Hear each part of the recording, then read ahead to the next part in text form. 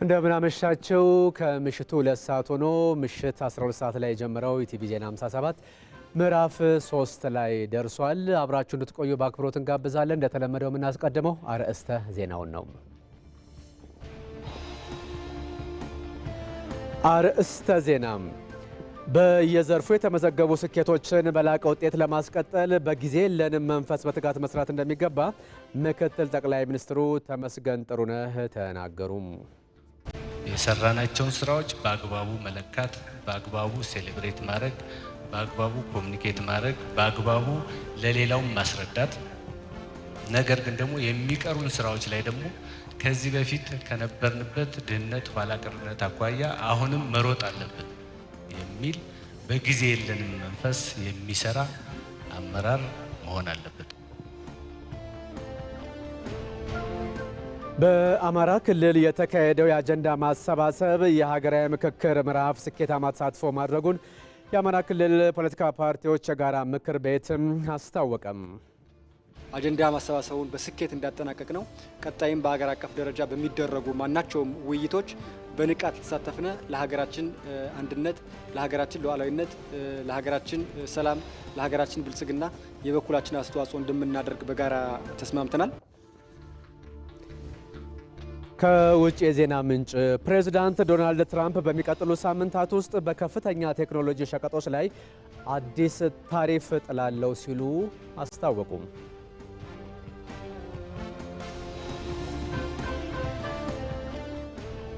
የስፖርት ዘገባ አለን። የስፖርት ዘገባችን በኢትዮጵያ አትሌቲክስ ታሪክ ውስጥ ጉልህ ሚና ከነበራቸው ባለሙያዎች መካከል አንዱ የነበሩትን የቀድሞ አትሌትና አሰልጣኝ ንጉሴ ሮባን የአትሌቲክስ አበርክቶ እንመለከታለን። ከኢቲቪ ዜና 57 ጋር ተመስገን በየነ ነኝ። በዛሬው በኢቲቪ 57 መለያ በሆነው አጀንዳ ዜናችን በቅድሚያ የምናየው የአማራ ክልልን የአጀንዳ ማሰባሰብ ጉዳይ ይሆናል። በዚሁ ጉዳይ ላይ ያለውን ሂደትና በአጠቃላይ ሀገራዊ ምክክር ኮሚሽኑ እየሰራ ያለውን ስራ በተመለከተ ማብራሪያ የሚሰጡን እንግዳ ጋብዘናል። እንግዳችን የሀገራዊ ምክክር ኮሚሽን ምክትል ዋና ኮሚሽነር ሂሩት ገብረስላሴ ናቸው። አመሰግናለሁ ለጊዜው፣ በኋላ ላይ እንገናኛለን። እንደዚሁም ደግሞ እዚህ ስቱዲዮ የሚገኙት ሁለተኛው እንግዳችን የኢትዮ አልጄሪያን ግንኙነት በተመለከተ ማብራሪያ የሚሰጡን በአልጄሪያ የኢትዮጵያ ባለሙሉ ስልጣን አምባሳደር ሙክታር መሐመድ ዋሬ ናቸው። እርስዎንም አመሰግናለሁ። ሁለታችሁንም በኋላ ሰዓቱ ሲደርስ እንገናኛለን። ለጊዜያችሁ እናመሰግናለን። ወደ ቀዳሚው ዜና ነው የምናልፈው። በየዘርፉ የተመዘገቡ ስኬቶችን በላቀ ውጤት ለማስቀጠል በጊዜ የለንም መንፈስ በትጋት መስራት ይገባል ሲሉ ምክትል ጠቅላይ ሚኒስትሩ ተመስገን ጥሩነህ ተናገሩ። የ2017 በጀት ዓመት የ9 ወራት ዋና ዋና የማክሮ ኢኮኖሚና የዘርፎች እቅድ አፈጻጸም ምክትል ጠቅላይ ሚኒስትሩ በተገኙበት ከፌዴራል ተቋማት የስራ ኃላፊዎች ጋር መገምገም ተጀምሯል። አስማረ ብርሃኑ ተከታትሎታል። የ2017 በጀት ዓመት የፌዴራል ተቋማት የ9 ወራት እቅድ አፈጻጸም ግምገማ ተደርጓል። በአፈጻጸም ግምገማው የተቋማቱ የአፈጻጸም ሂደት በጥልቀት ታይቷል። በማዕድኑ ዘርፍም በበጀት ዓመቱ ከመቼውም ጊዜ በላይ የተሻለ አፈጻጸም መመዝገቡን የማዕድን ሚኒስትር ዴኤታው ሚሊዮን ማቴዎስ ገልጸዋል። በተለይ ዘንድሮ የማክሮ ኢኮኖሚ ማሻሻያውን ተከትሎ የውጭ ምንዛሬ ግኝት ከየትኛውም ዓመት በተለየ ሁኔታ በኢትዮጵያ የውጭ ኤክስፖርት ታሪክ አዲስ የሆነ ውጤት ነው የተመዘገበው ብለን ነው የምንወስደው። ለዚህ አንዱ ማሳያ ወርቅን በተመለከተ ለምሳሌ 26 ቶን ወይም 26,000 ኪሎ ግራም ወርቅ በ9 ወር ውስጥ ማግኘት ችለናል። ይሄ የሚያመለክተው መንግስት የማክሮ ኢኮኖሚ ፖሊሲውን ማሻሻያ በማድረጉ ምክንያት የዚህ የፖሊሲ ለውጥ በኮንትሮባንድ በህገወጥ መልኩ ይባክን የነበረውን ሀብት ወደ አገራዊ ህጋዊ ቋት እንዲገባ ምቹ ሁኔታ እንዲፈጠር ነው ያደረገው። የማክሮ ኢኮኖሚ ማሻሻያውን ተከትሎ ደግሞ የብሔራዊ ባንክ የወርቅ መግዣ ላይም እንደገና ደግሞ ተጨማሪ ኢንሴንቲቭ በማድረጉ ወርቅ ከዓለም ገበያ ከሚገዛበትም ዋጋ ተጨማሪ አውጥቶ መንግስት ስለሚገዛ በአጠቃላይ በዘርፉ ላይ አዎንታዊ ውጤት እንዲገኝ ነው ያደረገው። በ9 ወራቱ የዕቅድ አፈጻጸም በባንኩ ዘርፍም አበረታች ለውጥ መመዝገቡ የቀረበ ሲሆን በውጭ ምንዛሬ ግኝትም የላቀ ውጤት መመዝገቡን የኢትዮጵያ ንግድ ባንክ ዋና ስራ አስፈጻሚ አቤሳኖ ገልጸዋል። ባንካችን 125 ቢሊዮን ገቢ አምጥቷል። አምና በዚህ ጊዜ 80 ገደማ ነው የነበረው። አሁን ከ50% ገደማ እድገት ነው ያሳየው በገቢ። አሁን በዲጂታል አፈጻጸሙ ከ12 ትሪሊዮን ቅድም ሚኒስትሯ ከሚያነሱት ውስጥ 9 ትሪሊዮን ኢትዮጵያ ንግድ ባንክ ነው በዲጂታል አፈጻጸም ያሳየውና ምናልባት ጥቂት በቅርቡ ሪፖርት ያደረጉ ሪፖርታቸው የሚታየው ተቋማት ናቸው የተነሱትና አገሩን በሙሉ መረጃ ያለውን እንቅስቃሴ በደንብ አሰባስበን ከያዝን አፈጻጸሙ እጅግ ከፍ ያለ ነው። በወጪ ንግድ ከፍተኛ አፈጻጸም የታየበት ነው። ወርቅ 9 እጥፍ ያህል እድገት ያሳየበት፣ ቡና እጅግ በጣም ከፍተኛ ምርታ ያሳየበት። እንግዲህ አምና በአመቱ ካገኘ ነው እጥፍ ሊሆን ትንሽ ነው የቀረው። ይሄ የሀገራችን ተወዳዳሪነት እንግዲህ የውጭ ምንዛሪ ለውጥ መደረጉ ምክንያቱም ህዝቡ የሚጎዳው ነገር አለው በአጭር ጊዜ ውስጥ፣ በረጅም ጊዜ ውስጥ እጅግ በጣም ከፍተኛ ጠቀሜታ ያመጣል። የአጭር ጊዜ ህመሙን ችለን የረጅም ጊዜ ስኬቱ እንድናመጣ ነው። የውጭ ምንዛሪ መጨመር የረጅም ጊዜ ስኬት ተደርጎ ነው የሚወሰደው፣ ግን በአጭር ጊዜ እንኳን ምልክቱ ታይቷል ማለት ነው። የ9 ወራት አፈጻጸሙ በሁሉም ዘርፍ የሚደነቅ ሆኖ መታየቱን የጠቅላይ ሚኒስትር ጽህፈት ቤት ኃላፊና የካቢኔ ጉዳዮች ሚኒስትሯ ወይዘሮ ዓለምፀሐይ ጳውሎስ ገልጸዋል። የተቋማቱ አፈጻጸም በጋራ መገምገሙም ውጤቱ የጋራ መሆኑን የሚያሳይና በቀጣይም አብሮ መስራትን እንደሚያጠናክር አንስተዋል። ባለፉት 9 ወራት የተከናወኑ አበይት ውጤቶች ሁሉም ተቋማት ሁሉም ዘርፎች በየፊናቸው ያመጡት ውጤት ነው። የጋራ ድምር ውጤት ነው። የኢኒሼቲቮቻችን ስኬታማ መሆኑንም የሚያሳይ ነው። ይሄ ስራ ደግሞ በጋራ ሲገመገም የፈጸመው አካል የጋራ ማድረጉ በአንድ በኩል ውጤቱን በተገቢው መንገድ ለመረዳት ኢንተርናላይዝ ለማድረግ እንዴት መጣ ምን መጣ የሚለውን ራሱ የሰራውን ስራ ውጤት የጋራ እንዲያቀው ነው። በሌላ በኩል ደግሞ ለቀጣይ ይበልጥ ተቀናጅተንና ተናበን ከዚህ የላቀ ውጤት እንደሚጠበቅብን የጋራ መግባባት ፈጥሮ ለቀሪ 3 ወራት የተሟላ ተልዕኮ ውስጥ ለመግባት እንዲያስችል በየተቋማቱ ስራ መሪዎች የተካተቱበት መድረክ ከወትሮ ለየት ባለ መንገድ ውጤቶቹን በተገቢው ለመገንዘብ ቀጣይ በሚቀሩን ጊዜያት ደግሞ ይበልጥ ርብርብ ለማድረግ እንዲያስችል ነው ይሄ መድረክ የተፈጠረው። የተመዘገቡ መልካም ውጤቶችን በማጠናከር ለታዩ ክፍተቶች ደግሞ የበለጠ ትኩረት መስጠት እንደሚገባ ምክትል ጠቅላይ ሚኒስትር ተመስገን ጥሩነህ ገልጸዋል። የሰራናቸውን ስራዎች በአግባቡ መለካት፣ በአግባቡ ሴሌብሬት ማድረግ፣ በአግባቡ ኮሚኒኬት ማድረግ፣ በአግባቡ ለሌላው ማስረዳት። ነገር ግን ደግሞ የሚቀሩን ስራዎች ላይ ደግሞ ከዚህ በፊት ከነበርንበት ድህነት ኋላ ቀርነት አኳያ አሁንም መሮጥ አለብን የሚል በጊዜ የለንም መንፈስ የሚሰራ አመራር መሆን አለበት። ሪፖርቱ ሲቀርብ ስናይ ምናልባት በብዙ ጉዳዮች ላይ ከአሰብነው በላይ የፈጸምንባቸው አሉ፣ ያሰብነውን ያሳካንባቸው አሉ፣ ትኩረት ደግሞ የሚፈልጉ አካባቢዎች አሉ። ስለዚህ ካሰብነው በላይ የፈጸምነውንም የፓርቲያችን ዓላማ የመንግስታችን ዓላማ ካሰብነው በላይ ማቅዶ መፈጸም ነው የሚለውን ጉዳይ እንዳሳካን ወስደን በደንብ ሴሌብሬት ማድረግ ያስፈልጋል። አሁንም ግን የሚቀሩ ስራዎች አሉ። ያለንበት ቀጠና ያለንበት ዓለም በብዙ ነገሮች ራስን መቻልና መንቀሳቀስ የሚጠይቅ ነው። ስለዚህ ሩጫው ገና አላለቀም፣ ጀመር ነው እንጂ ከዚህ በላይ መሮጥ አለብን። እኛ ራሳችን ብቻ ሳይሆን ደግሞ በአካባቢያችን ያለውን ሰራተኛ በደንብ ማስሮጥ፣ ማሰራት፣ መለካት ያስፈልጋል የሚለውን ነገር መያዝ በጣም አስፈላጊ ነው። የጠንካራ መንግስት አንዱ መገለጫ አገልግሎት አሰጣጥ በመሆኑ የተቋማት አገልግሎት አሰጣጥ ደረጃን መከታተልም በቀጣይ ትኩረት እንደሚሰጠው ተገልጿል። በዋና ዋና የኢኮኖሚ ዘርፎች የተመዘገበው ስኬት ለዜጎች የስራ ዕድል ፈጠራ ጉልህ ሚና ማበርከቱን የስራና ክህሎት ሚኒስትሯ ሙፈሪያት ካሚል ገለጹ። በሌላ በኩል በበጀት ዓመቱ 9 ወራት የኢትዮጵያን ብሔራዊ ጥቅም ያስከበሩ ስኬታማ የዲፕሎማሲ ስራዎች መከናወናቸውን የውጭ ጉዳይ ሚኒስትሩ ዶክተር ጌዲዮን ጢሞቴዎስ ገልጸዋል። እድሉ ፈቀደ ተከታትሎታል። ጠቅላይ ሚኒስትር አብይ አህመድ በተገኙበት የ2017 በጀት ዓመት የሶስተኛው ሩብ ዓመት የ100 ቀናትና የተሟላ የማክሮ ኢኮኖሚ ትግበራ የ9 ወራት አፈጻጸም ግምገማ ተካሂደዋል። የስራና ክህሎት ሚኒስትር ሙፈሪያት ካሚል በሰጡት ማብራሪያ ኢትዮጵያ ባለፉት 9 ወራት በሁሉም የኢኮኖሚ መስኮች የሀገርን እድገት የሚያስቀጥሉ ትልቅ ስኬቶችን አስመዝግባለች ብለዋል። ይሄ እኔ ለማስተባበረው ዘርፍ ትልቅ ትርጉም አለው። ዓለም አቀፋዊ አዳዲስ አዳጊ ሁኔታዎች አሉ፣ ሀገራዊ ሁኔታዎች አሉ።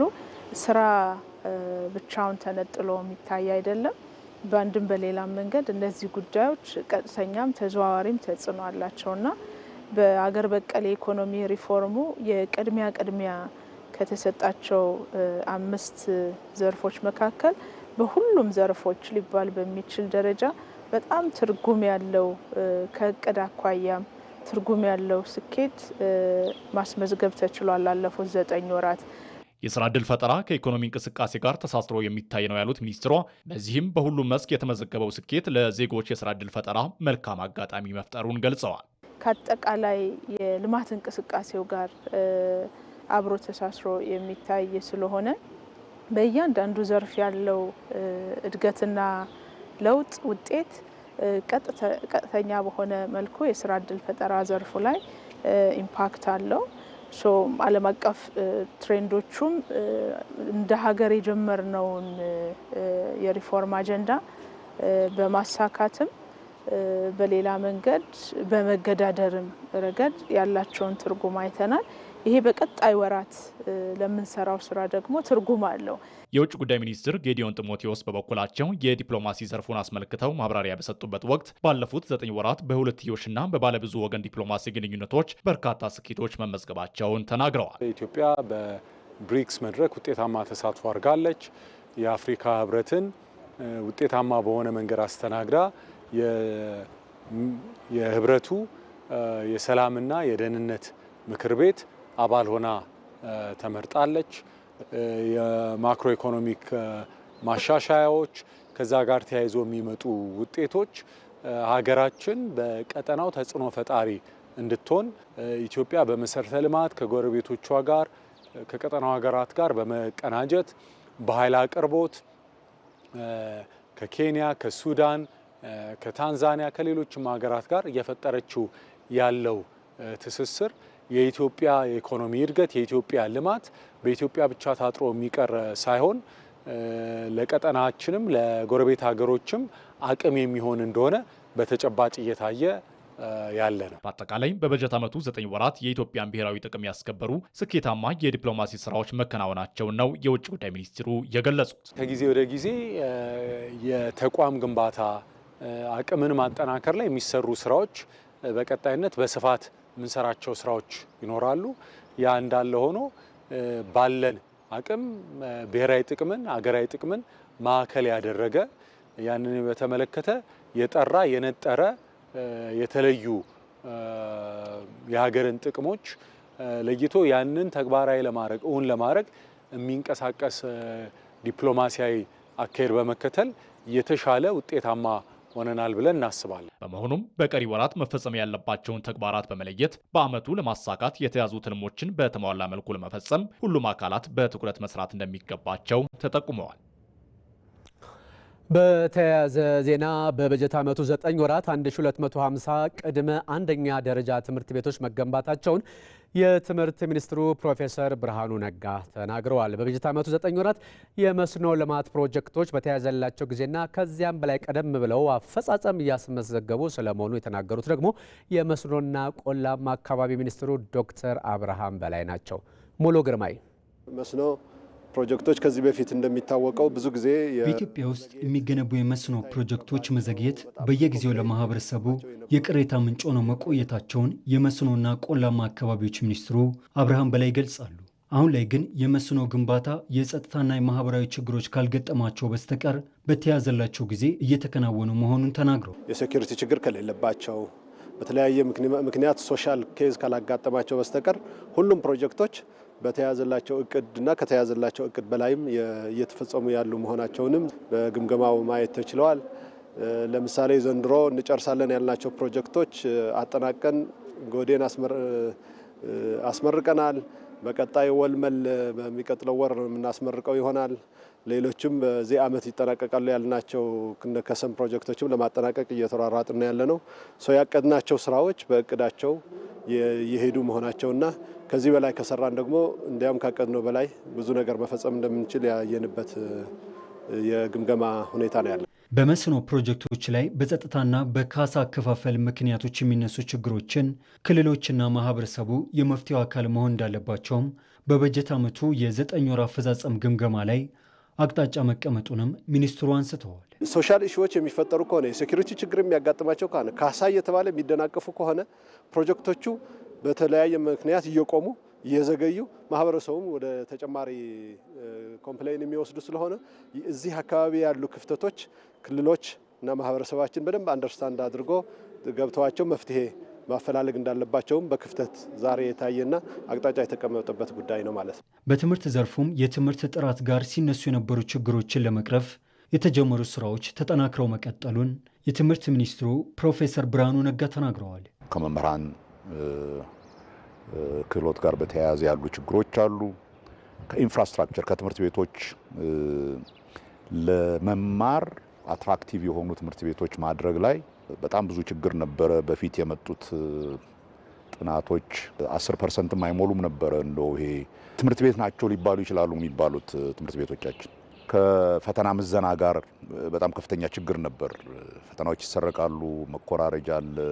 ስለዚህ በትክክለኛ የሚችለውና የማይችለውን እንኳን መለየት የማይችል የትምህርት ስርዓት ያልቻለውን በደንብ እንደግፍበት እንደው አውቀን እንደግፍበት እንኳን እድል ያልነበረበት ነበርና የካሪኩለሙ እንትን ችግር ነበረው። ካሪኩለሙ እንደገና በአዲስ መልክ እንትን ማድረግ የአቅርቦት ችግር ነበር ከመጽሐፍት ጋር በተያያዘ እነኝን ሁሉ ይሄ እንግዲህ ከፍተኛ ትምህርት ላይ ያለውን እንኳን ሳነካ ማለት ነው።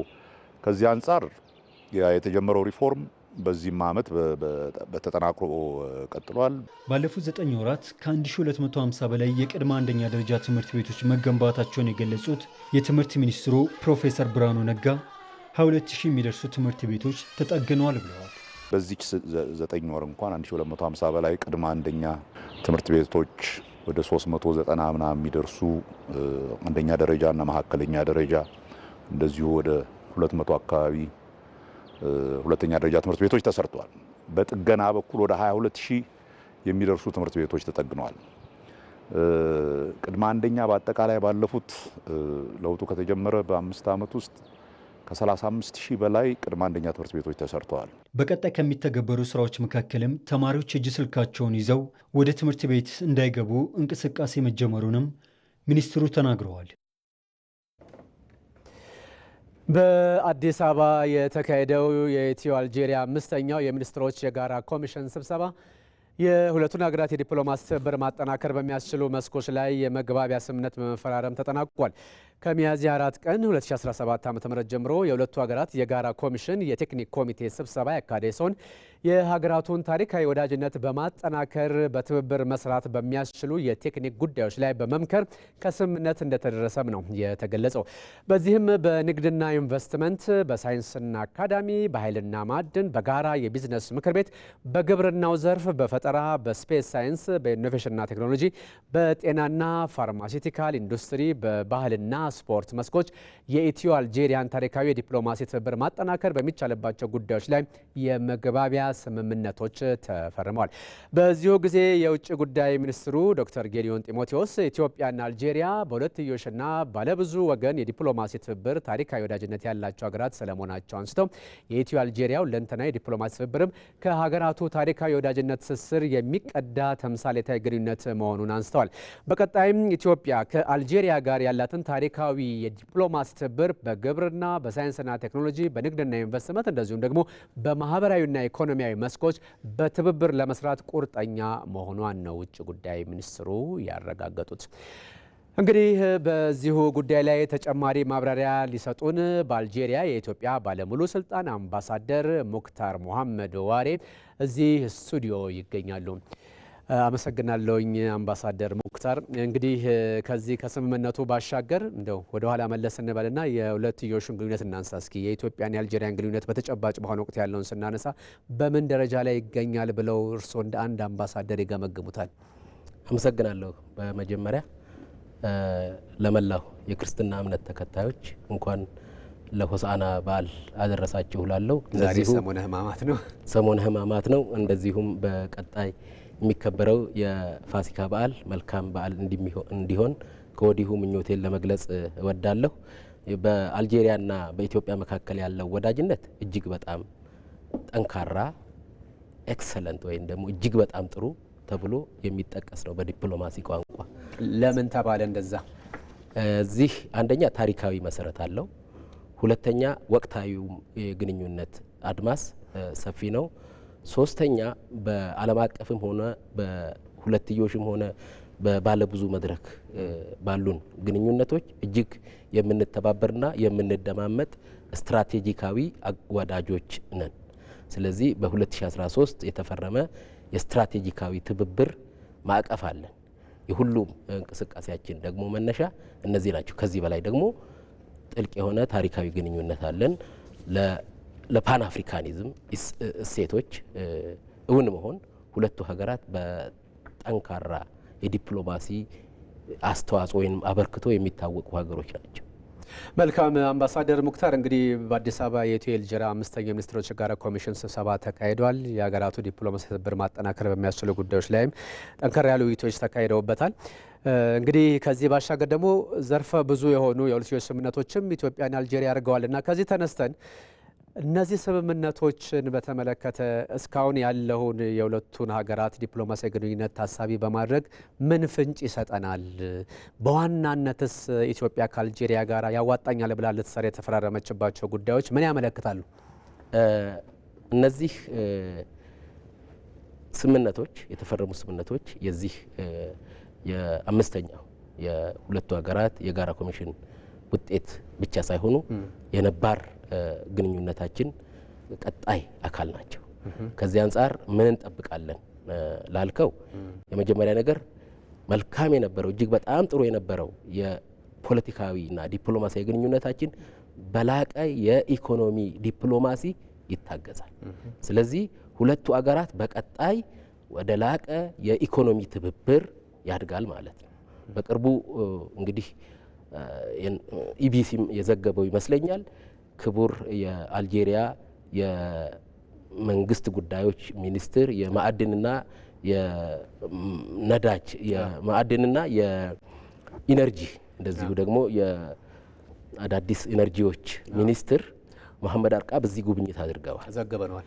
ይሄ ግንኙነት በሁለቱ መሪዎች አቅጣጫ የተሰጠበት የሁለቱ አገሮች መልካም የዲፕሎማሲያዊ ግንኙነት ፖለቲካዊ ግንኙነት ወደ ላቀ የኢኮኖሚ ትብብር እንዲያድግና ያላቸውን እምቅ አቅም በዚህ ደረጃ በማሳደግ በመላው አፍሪካ የነጻ የንግድ ቀጠና ማዕቀፍ ውስጥ ወደ ላቀ የኢኮኖሚ ትብብር ለማሳደግ ነው። ይሄ የፖለቲካ ግንኙነታችን ጠንካራ ዲፕሎማሲያዊ ትብብር ግንኙነታችን በኢኮኖሚ መደገፍ አለበት የሚል የሁለቱ መሪዎች ቁርጠኛ አቋም ነበር። እንደምታስታውሱ ውስጥ ክቡር አብዱል መጂድ ተቦንን የአልጄሪያ ህዝባዊ ዲሞክራሲያዊ ሪፐብሊክ ፕሬዝዳንትን ክቡር የኢፌዴሪ ጠቅላይ ሚኒስትር ዶክተር አብይ አህመድ ሞቅ ያለ አቀባበል ነው ያደረጉላቸው። ያ ደግሞ የግንኙነታችን ነጸብራቅ ነው። ስለዚህ ሁለቱ ሀገራት ወደ ላቀ የኢኮኖሚ ትብብር ያድጋሉ ማለት ነው። ቅድም የጠቀስካቸው በፋርማሲቲካል፣ በኢንዱስትሪ፣ በቢዝነስ፣ በኢንተርፕሩነርሺፕ እና በስፔስ ሳይንስ በእነዚህ ሁሉ መስኮች የምናደርጋቸው ወደ 15 ወደ 14 የሚጠጉ ስምምነቶች ብዙ ናቸው። እነዚህ እንግዲህ የነበረውን ታሪካዊ ጥልቅ ስትራቴጂካዊ ግንኙነት ጠንከር ባለ የኢኮኖሚ ትብብር ወደ ላቀ ደረጃ የሚያደርሱ ናቸው። መልካም እንግዲህ ወደ ተግባር ተገብቶ ደግሞ ያለው ለውጥ ደግሞ እየተከታተለ የምንዘግብ ይሆናል። አምባሳደር ሙክታር መሐመድ ዋሬ በአልጄሪያ የኢትዮጵያ ባለሙሉ ስልጣን አምባሳደር፣ ለጊዜውም ላሰቡም አመሰግናለሁ። አመሰግናለሁ። መልካም በዓል።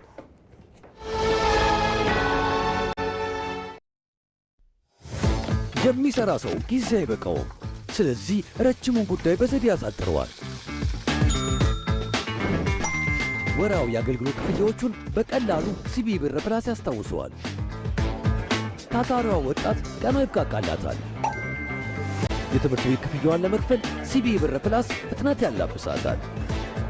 የፈጠነ አንድ ጉዳይ በሥራ የተጠመደው ያሳተና የኮንዶሚኒየም ብድር ክፍያውን የሚፈጽመው በሲቢ ብር ፕላስ ነው። ግብር ለመክፈል መውጣት መውረድ ቀረ። ይኸው ክፍያ ቀለለ። የትኛውንም ክፍያ ለመክፈል ካሉበት ሳይነሱ ካሰቡት ይድረሱ። የተሻሻለው የሲቢ ብር ፕላስ መተግበሪያ አዳዲስ ነገሮችን አካቶ ሕይወታችሁን ሊያቀል ካላችሁበት ደርሷል። ሲቢ ብር ባሉበት ሁሉ አለ። የኢትዮጵያ ንግድ ባንክ ሁሌም የሚተማመኑበት ባንክ።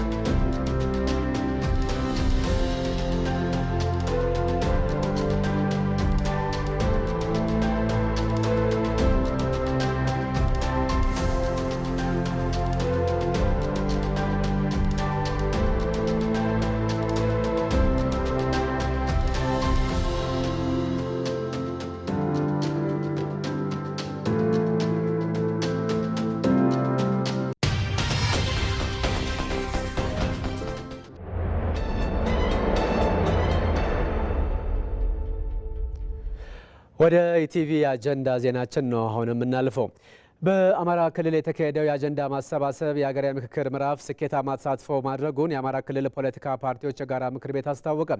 በክልሉ የሚንቀሳቀሱ 11 ፓርቲዎች የመሰረቱት ምክር ቤቱ እንደ አጀንዳ ማሰባሰብ ሁሉ በምክክሩም በንቃት በመሳተፍ ኢትዮጵያን በማጽናቱ ሂደት ድርሻውን እንደሚወጣም ነው ባካሄደው መደበኛ ጉባኤ ላይ ከመግባባት ላይ መደረሱን የምክር ቤቱ ሰብሳቢና የአዲሃን ፓርቲ ሊቀመንበር ተስፋውን አለምነህ ያስገነዘቡት።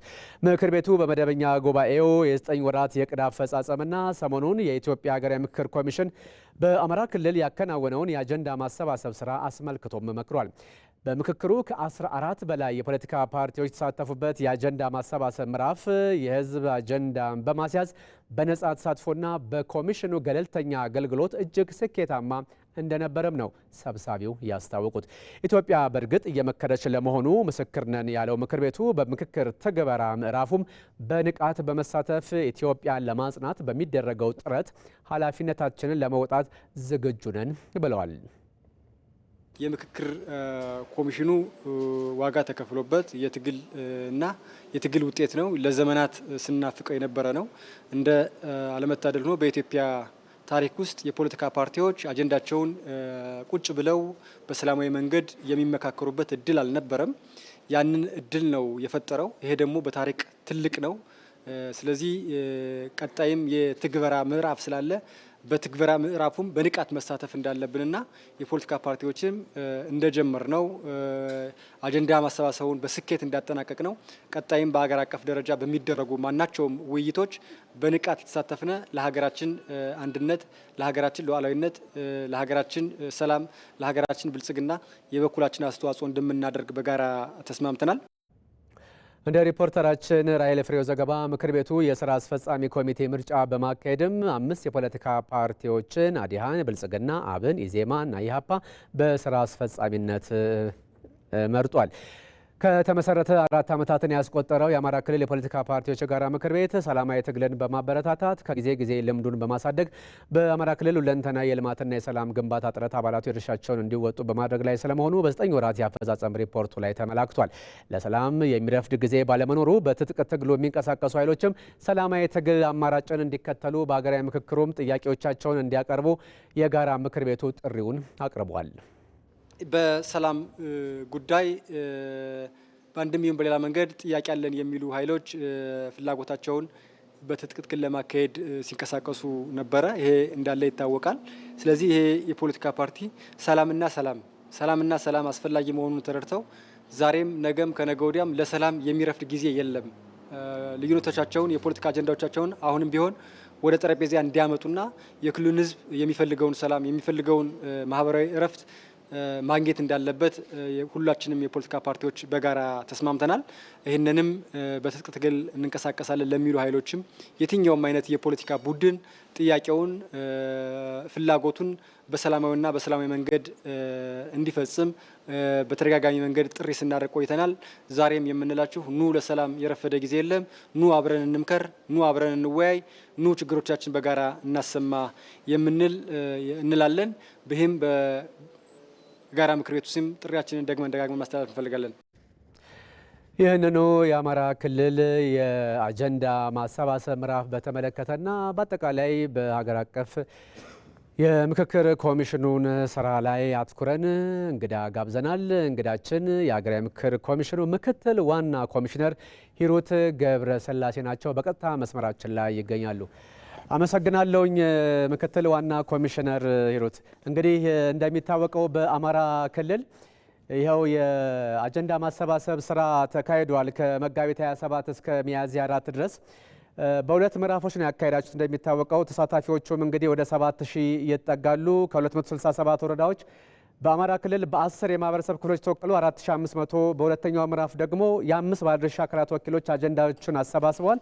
ከ2500 በላይ ባለድርሻ አካላትም ተወካዮች ናቸውና ከዚህ ተነስተን በአማራ ክልል የተካሄደውን የአጀንዳ ማሰባሰብ መርሃ ግብር እርስዎ እንደ ምክትል ዋና ኮሚሽነርነቶ አሳታፊና አካታች ነበር ብሎ መናገር ይቻላል ወይ? ይህን በተመለከተ የተነሱ ዋና ዋና ጉዳዮችስ ምንድን ናቸው ይላሉ?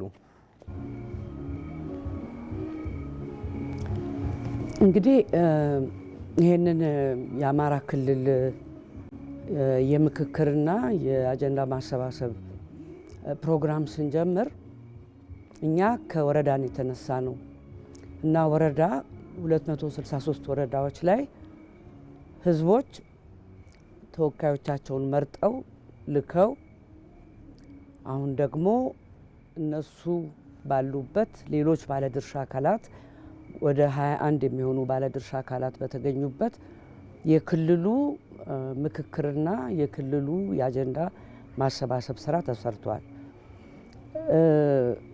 እኔ አንድ ነገር አካታች ነው ለማለት ከወረዳ ጀምሮ የተሰራው የውክልና ስራ ህዝቦች በፈቃደኝነት በጉጉት የመጡበት ሂደት ነበር እና ከነዚህ ወረዳዎች በሙሉ ተመርጠው መጥተው ሀሳባቸውን ገልጸው ተለዋውጠው ወደፊት ለሚካሄደው ሀገራዊ ምክክር ተወካዮቻቸውን መርጠው አጀንዳቸውን ሰጥተው ሄደዋል እና ህዝብ ከመጣ ማንም እኮ ድርጅት የፖለቲካ ፓርቲም ሆነ ሌላ ህዝቡን ወክሎ ነው አይደለም እናገራለሁ ወይም የሚለው እና ህዝቦች ራሳቸው ከመጡ ከፍተኛ አካታችነት ያለው ሂደት ነው ብዬ አምናለሁ። ከዚህ በተጨማሪ ደግሞ በከፍተኛ ቁጥር ሌሎች ባለድርሻ አካላት በሙሉ ተገኝተዋል። ስለ አካታችነቱና ስለ ገለልተኛነቱ አካሄድ ደግሞ እኛን ይህንን ስራ ስንሰራ ብቻችንን አይደለም፣ አመኔታ የሚጣልባቸው ተቋማትን አይደንቲፋይ አድርገን የሃይማኖት ተቋማት፣ እድሮች፣ የሀገር ሽማግሌዎች፣ ወጣቶች፣ ሴቶች እነዚህ ሁሉ ያካተተ የፖለቲካ ፓርቲዎች፣ ሲቪክ ኦርጋናይዜሽንስ እነዚህን ያካተተ ኮሚቴዎች በየወረዳ ተቋቁሞ ገለልተኛ በሆነ መንገድ በህዝቦች ፍቃድ ላይ የተመሰረተ ምርጫ ተካሂዶ ነው ውክልና የተካሄደው እና እኔ አካታችና ገለልተኛ የሆነ ሂደት ለመሆኑ ምንም ጥርጥር የለውም።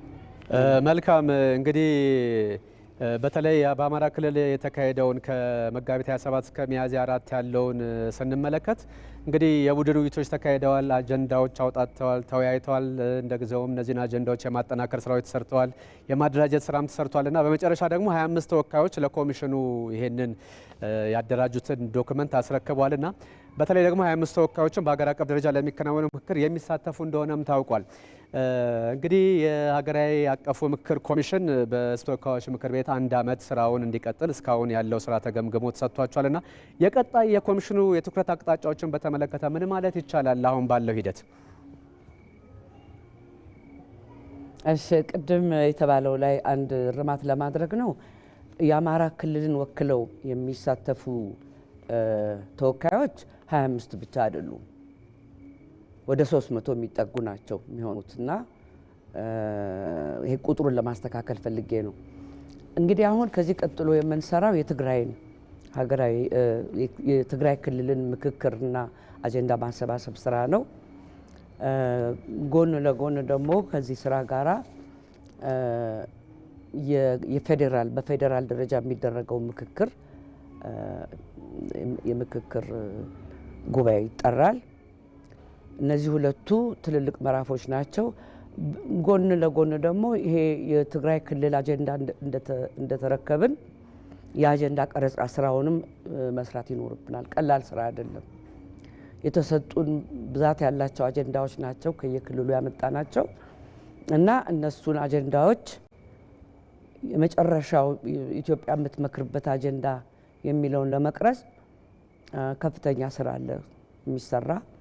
ይህንን ደግሞ ብቻችንን አይደለም፣ አሁንም ባለድርሻ አካላትን ያካተተ ሂደት ነው የሚሆነው። የአጀንዳ ቀረጻው ስራ እንዳለቀ እንግዲህ ወደ ዋናው ጉባኤ ዝግጅት እንገባለን ማለት ነው። ከዛ በፊት እንዳልኩት የትግራይ ክልል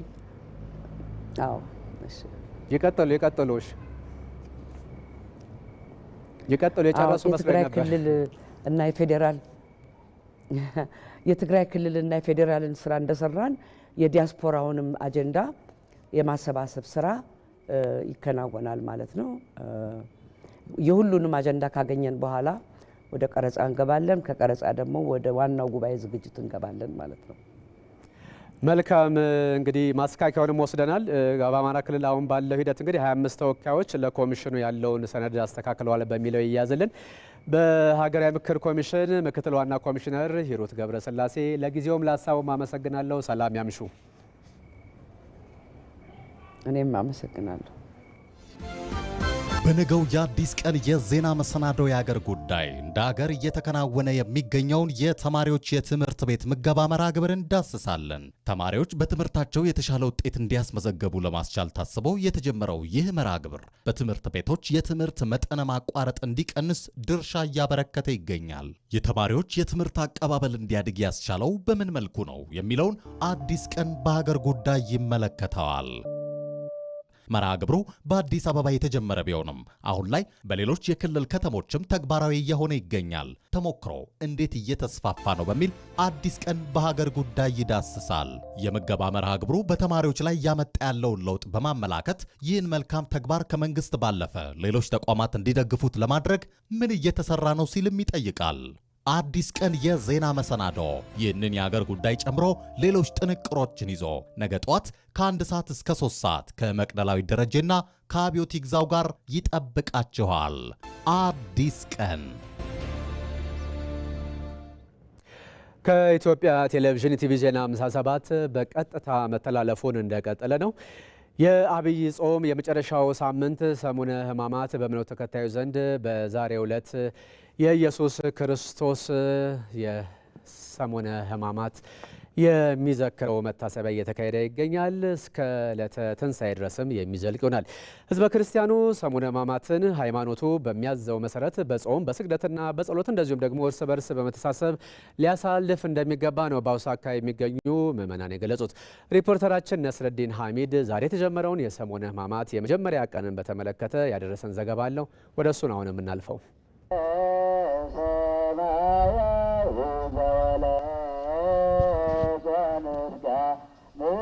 ዛሬ ለተሰኘው የአብይ ጾም የመጨረሻው ሳምንት የሰሙነ ሕማማት ላይ እንገኛለን። ከሰኞ ጀምሮ እስከ አርብ እንግዲህ ሕዝበ ክርስቲያኑ የሰሙነ ሕማማትን በተለያዩ የእምነቱ ስርዓቶች እያከበረ ይገኛል። ከአሶሳ ከተማ ወጣ ብለን እንግዲህ በአሶሳ ሀገረ ስብከት የአምባ ስምንት ዳግማዊ ደብረ ሊባኖስ አቡነ ተክለ ሃይማኖት ቤተክርስቲያን ላይ እንገኛለን። የእምነቱ ተከታዮችን ለኢቲቪ በሰጡት አስተያየት ከዛሬ ጀምሮ እስከ አርብ ባለው ቀናት በስግደት በጸሎት በመተጋገዝ ቀናቶቹን እንደሚያሳልፉ ይናገራሉ። ጌታችን የመድኃኒታችን ኢየሱስ ክርስቶስን በዓል የምናከብርበት የምናስብበት ሰሞነ ሕማማት ወቅት ወይም ሳምንት ነው። ይህን ሳምንት ደግሞ ከዚህ ከሰኞ ጀምሮ እስከ አርብ ባለው ወቅት እየሰገድነ እየጾምነ ጀንበር እስከሚጠልቅ ድረስ የምናስብበት ሰዓትና በዓል ነው። ከኛ የሚጠበቀው መጾም፣ መጸለይ፣ መስገድ እና የተራቡትን የተጠሙትን ማሰብ፣ የታረዙትን ማልበስ ይህ ይጠበቃል። እርስ በርስ በቃ ተከባብረን አንዱ ለአንዱ የሚያስብበት ጊዜ ሊሆን ይገባል። ያ ካልሆነ ግን ጌታችን መድኃኒታችን ኢየሱስ ክርስቶስ ተሰቅሎ ኃጢአታችን አስተሰርዮልናል፣ በአንድ ቀን ጨርሰናል፣ ሌላውን ቀን ኃጢአት እንስራ የሚል ነገር ሊኖር አይገባምና እርስ በርስ የመከባበሩ የመተዛዘዙ ትልቁ ትንሹን ትንሹ ትልቁን የመከባበር ነገር እንዲኖር መልእክት አስተላልፋለሁ። ሰሞነ ሕማማትን ከመቼው ጊዜ ባለፈ የሰው ልጆች በፍቅር በመተሳሰብ በመተጋገዝና ሳምንቱን በስግደትና በተለያዩ የሃይማኖታዊ ስርዓቶች እንደሚያከብሩ መረዳት ይቻላል። ለኢትዮጵያ ቴሌቪዥን ነስረዲን ሐሚድ ከአሶሳ። ለእምነቱ ተከታዮች መልካም የሰሞነ ሕማማት ጊዜ በመመኘት ወደ ውጪ ዜና እናልፋለን። ፕሬዚዳንት ዶናልድ ትራምፕ በሚቀጥሉ ሳምንታት ውስጥ በከፍተኛ ቴክኖሎጂ ሸቀጦች ላይ አዲስ ታሪፍ እንደሚጥሉ አስታውቀዋል። ስማርት ስልኮች፣ ላፕቶፖች እና ሌሎች ኤሌክትሮኒክስ ምርቶች ከአጸፌታ ታሪፎች በፊት የነበረው የ20% ታሪፍ እንደሚተገበርባቸውም ነው ፕሬዚዳንት ትራምፕ ያስታወቁት። የየትኞቹም ሀገራት ታጋች አንሆንም፣ በተለይ እንደ ቻይና ላሉ ባላጋራ ሀገራት ብለዋል ዶናልድ ትራምፕ። የቻይናው ፕሬዚዳንት ሺ ጂንፒንግ ደግሞ በዚህ የአሜሪካ ተለዋዋጭ የታሪፍ ውሳኔ ምክንያት ከደቡብ እስያ ሀገራት ጋር ያላቸውን የንግድ ግንኙነት ለማጠናከር ያለመ ጉብኝት መጀመራቸው ነው የተዘገበው። በመጨረሻም ስፖርት። በኢትዮጵያ አትሌቲክስ ታሪክ ውስጥ ጉልህ ሚና ከነበራቸው ሰዎች መካከል አንዱ የነበሩት የቀድሞ አትሌትና አሰልጣኝ ንጉሴ ሮባ ይጠቀሳሉ። በትምህርት የተደገፈ የአትሌቲክስ ስልጠና በመስጠት ለታላቅ አትሌቶች ጭምር መፍለቅ ትልቅ አስተዋጽኦ ያበረከቱ አሰልጣኝ ንጉሴ ሮባ ከዛሬ 32 ዓመታት በፊት ነበር በ57 ዓመታቸው በዛሬው ዕለት ሕይወታቸው ያለፈው። ኢትዮጵያ ለመጀመሪያ ጊዜ በኦሎምፒክ ውድድሮች ካሳተፈቻቸው አትሌቶች መካከልም ንጉሴ ሮባ ተጠቃሽ ናቸው። ከ1968 የሜክሲኮ ኦሎምፒክ እስከ 1980 የሞስኮ ኦሎምፒክ የኢትዮጵያ ብሔራዊ አትሌቲክስ ቡድንን በረዥም ርቀት አሰልጣኝነት በመምራትም 6 ሜዳሊያዎችን ማሳካት ችለዋል። ተተኪ አትሌቶችን በማፍራት አሻራቸውን ካሳረፉት ቀደምት የአትሌቲክስ ጀግኖች መካከል ንጉሴ ሮባ ተጠቃሽ ናቸው። በስማቸውም ፋውንዴሽን ተቋቁሞላቸዋል።